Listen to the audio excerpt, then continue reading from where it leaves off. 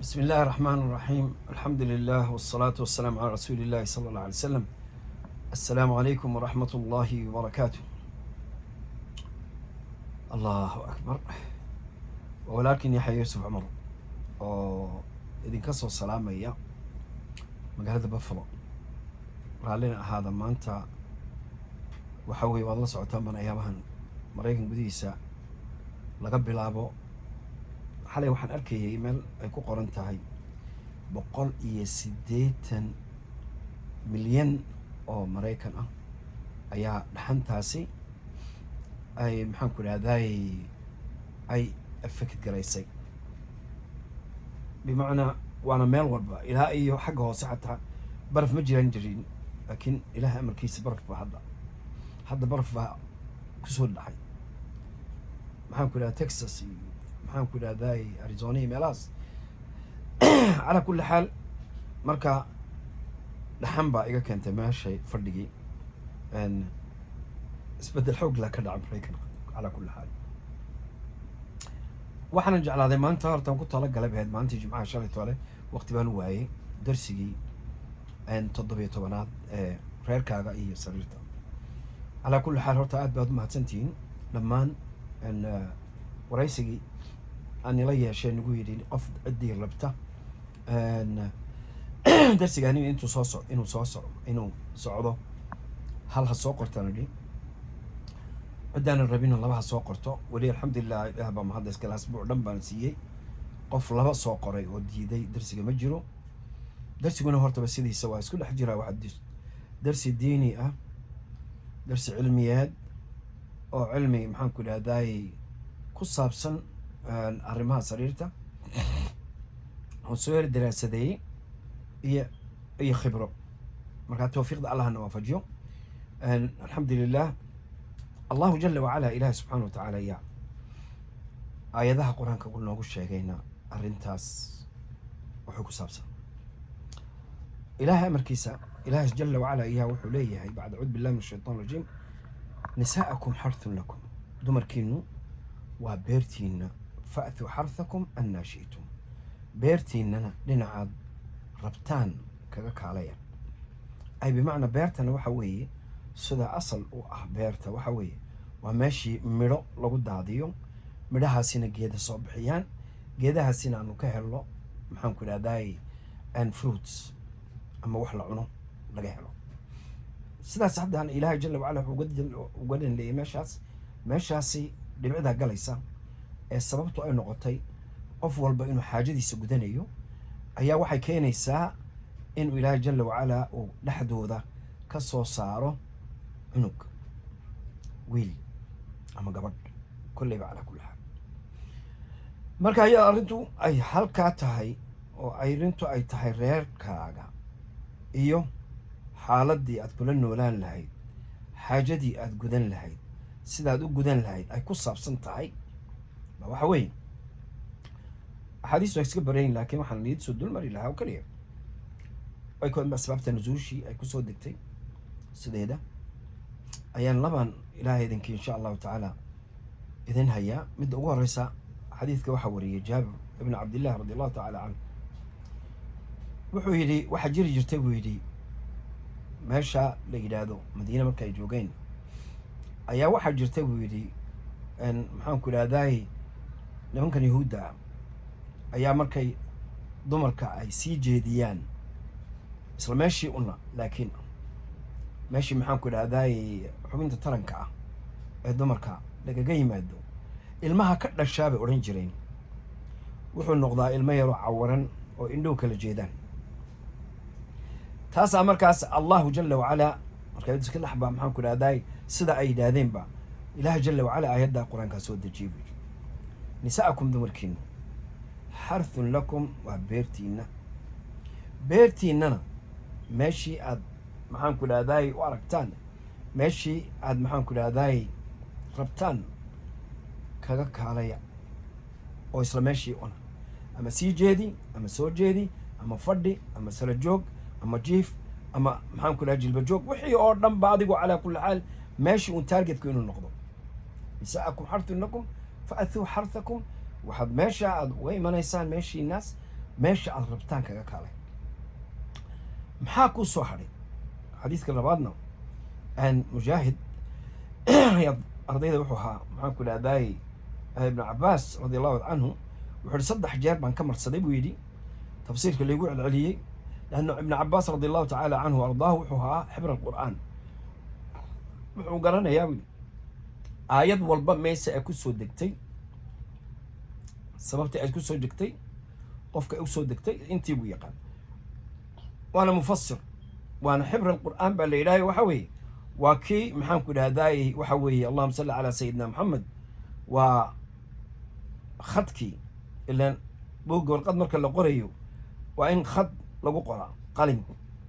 yani waa xibra alqur'aan waxay u yidhahdeen waa maxaan ku idhaha waa khadkii ama qalinkii qur'aanka wuxuu garanayay meel walba ay ka soo degtay marka mujaahid ayaa wuxuu leeyahay waad la socotaan meesha meel walba markaad aragtaan can mujaahidin baad arkaysaa ayaa wuxuu yidhi waxaan ka marsaday buu yidhi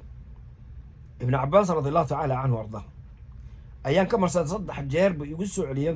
min bilowga min maxaan ku idhahda albaqara ilaa ay faatixada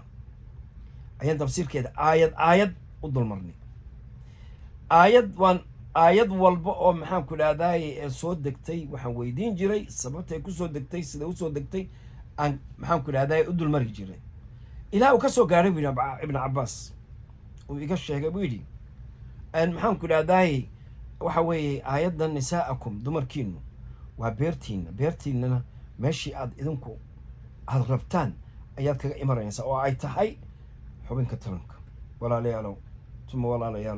walaalayaalow aad iyo aad duruustana nigayo dhanba waxaan mar walba yidhaahdaa waxaan uga dan leeyahay waxa weeye waxaa igu kalifay in aan maxaan ku idhahdaay galo inaan maxaan ku idhahda dadka baro inaan dadka maxaan ku idhahda waxaa igu kaliftay waxa weeye reero badan oo arrintaasi ku kala tegay ayaa jira anigu waxaan ku macaansanayo oo aan rabo inaan igu macaaneeyo ama idinkaan rabaa inaan maxaan ku idhahda khariisadiina kiciyo ama dareenkiina inaan kor u kiciyo uguma talagelin waa cilmi oon rabo in aad faa'iidaysataan gadaal baan iga sheegi doonaa laanna duruustan waxa igala aan kala kulmay baan idiin sheegi doonaa haddii ilaha idhahdo maxaa meesha ku jirta halkaasi waxaa ku jira allahuma laka alxamd la socda waa nin walba oo xalaashiisa haysta ayaan ugu talagalay oo xalaashiisa guriga la jooga siduu rabana oo ku macaansada laanna waxa weeye waxaan idiin bari doonaa aayaddan qur'aanka ay nii sheegayo aan isoo noqdo hortaan dhammaystiro adii maxaan ku idhahdaay ibnu cabaas radi allahu tacaala canhu arda ibnu cabaas radi allahu tacaala canhu wuxuu yidhi halkaa markuu mujaahid ba waranaya halkaa markuu ii joogay buu yidhi u kaadi wuxuu yidhi maxaad wala jirtay waad la socotaan asxaabtii nabiga calayhi salaam muhaajiriin iyo ansaar baa jirtay muhaajiriinta oo reer maka ah ayaa waxa weeye ay ku raaxaysan jireen buu yidhi dumarkooda marna soo jeed marna sii joodkeeda way ku raaxaystaan soo jeedkeeda way ku raaxaystaan mar alle markii ay yimaadeen bir ahla haada alxayb weliba uu yidhi xayigaas dadka reer muhaajiriin ee halkaas degan ayaa markii ay soo degeen buu yidhi ayaa waxa dhacday bay gabdhaha ka guursadeen reer ansaar beed markaas wade oo caado u barteene ee raaxaysiga ay ku raaxaysanayeen dumarkooda ay marna sii jeedinayeen marna soo jeedinayeen tiiba markaas waxaa ku dhacday qoladii ansaar ma taqaan ashe waa la kala xariifsan yahay waad la socotaano xataa wadanadeena soomaaliga malaha ma aqaani calaa kulli xaal mana rabo inaan meesha ka sheego waa kala duwan tahay sibaa loo kala yaqaanaa kolba gumaysigii soo gumaystay baa wuxuu baray nooc kale calaa kulli xaal ha noqoto koonfur ha noqoto waqooyi ha noqoto jabuuti meeshaan maxaan ku idhahdaay kuwiil ka daadsaday calaa kulli xaal meeshaasi waxa dhacday ayaa waxa weeye madiina ahlulmadiina markay yimaadeen ayaa waxay yidhahdeen dumarkeeda markay guursadeen bay yidhahdeen hadda sii jeeso kaase annagu caadadoon ma arkin wax la sii jeedinayo dumarku halkaas soo jeedkunbaa laga dhamaystaa calaa kulli xaal waa la cabtay way soo qalbi maxaan ku idhahdaay isla agaday reer maxaan ku idhahdaay maxaan ku idhaha muhaajiriin shaqadaasay bay yaqaanaanba marka allahu jala wacala ayaa soo dejiyey aayaddan qur-aanka nisaa'akum dumarkiinu waxay idin yihiin beertiina beertiinana meeshii aad maxaan ku idhahdaa ku raaxaysan kartaan ama aad rabtaan kaga kaalaya. tawfiiqda allahna waafajiyo. aan usoo noqono darsigeyga. allahuma laka alxamd tuma allahuma laka alxamd. ilahay baa mahadda iskale. waxaan ugu talagalay halkaasi darsigaasi aayadda qur-aanka sideedaba sarxigeedaas in walbo ay dul qaadan kartaan iyo dul qaadan karin allahu aclam, ilaah baa iga og. laakiin maxaa meesha ku jira? waxaa meesha ku jira walaalayaalow, tawfiiqda allahna waafajiye, in aan weliba waxaan anigu aada u jecelahay inaan maxaan ku idhaha soomali waxaa odhan jirtay ama maxaan ku idhahday adkaysi dambe lahaw, amba waxaad lahaataan buu yidhi u sheeg dadka oo waxaan ku idhahday af allahu mustacaan, xataa caqligayga ka baxday arrintii. afeef hore lahow ama adkaysi dambe lahow, ama marka u horeysa inaan ii sheegayo wey. anaa sariirtan aan dul fadhiyanaa u malaynay inaan ugu talagalay dhaxan baa isoo hosgelisay. bustahanaan sito cagahayba ugu jiraan, waxaa isoo geliyay waa dhaxan wey. calaa kulli xaal dhaxanta ka jirta meesha magaalada aan joogo ayaa aad iyo aad, iyo darsigii aan niyeystay inaan halkaa ka bixiyo maanta aan ugu ballan qaaday ayaa isoo hosgeliyey. billaahi calaykum sheekhu maxaan ku idhahdaay meeshuu inoo seexday oo halkaasuu nooga soo daadinayaa maxaan ku idhahdaay madaafiicda odhanina. ilaahay tawfiiqda allahna waafajiyo. aan usoo noqono tawfiiqda allahna waafajiye.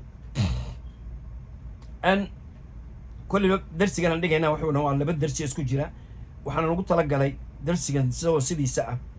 alaana darsiyaashii kale oo dhan oo reerkaaga iyo sariirta waxay igu wada jiraan youtube-ka. marka youtube-kiiba mar walba inaan googooyo aan iska yaranacay. kan waa labaan u kala qaybin doonaa. qaybtan iminka 10 daqiiqo, laana waxay ogol yihiin tiktok wuxuu ogolyaha waa 10 daqiiqo keliya. 10kii daqiiqo wixii ka dambeeyey ayaan iminka taas waxay noqonaysaa 17 darsigii 17aad. tan aan iminka bilaabayno waa darsigii 12aad bay noqoni. calaa kulli xaal tawfiiqda allahna waafajiyo. laakiin iminkada waan sii soconaya biidni lmawla jala wacala. allahuma laka alxamd. ilaah baa mahadda iskale. afeertii hore markaas waxaan darsigaas aan u dhigo tawfiiqda allahna waafajiye waxaa weeye aayadda qur-aanka, nisaa'akum dumarkiinu waa beertiinnana meesha aad rabtaan kaga kaalaya ayaa ilaahay leeyahy. aayadda qur-aankaan markaasi haddii walaalayaalow tawfiiqda allahna waafajiyo inaad dul qaadan doontaan, inaad dul qaadan doonin ilaahay baa og. waxaan iga bari lahaa qaabkii aayaddaas qur-aanka ay sheegayso, iyadoo aan loo ogeyn oo cilmi ku dhisan weeye. sidaa ugumay fasirin, way dul mareen. marka waddan walba caadadiisa wuu yaqaanaa, sidii maxaan ku dhahdaay uu u habeyn lahaa ayuu yaqaanaa, iyo sida maxaan ku dhahdaay waddan walba u yaqaanaa. carabtu in walba nagaga xariifsan yihiin. calaa kulli xaal allahuma laka alxamd. ilaah baa mahadda iskale. aan u soo noqonno darsiga walaalayaal. waxaan idiin sheegi lahaa waa 35 qaab. 35 qaab ayaan idiin sheegi lahaa, idinka bilaabi lahaa. 35kaa qaabna waxa weeye waa 7 siyaabo oo midkiiba uu leeyahay 5, ama ka soo qaad waa 5 qeybood, 5 siyaabo oo mid walba ay leedahay 7. calaa kulli xaal 5taas waxa weeye tawfiiqda allahna waafajiye waa sara joog,